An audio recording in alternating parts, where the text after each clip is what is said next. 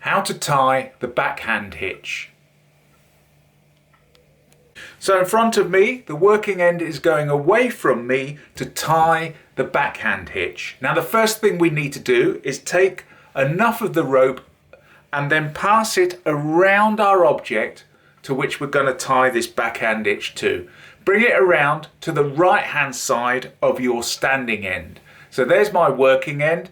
We now take the working end underneath the standing end, pull it up fairly tightish, and then take that working end and pass it around over the object and then bring it round underneath on the left hand side.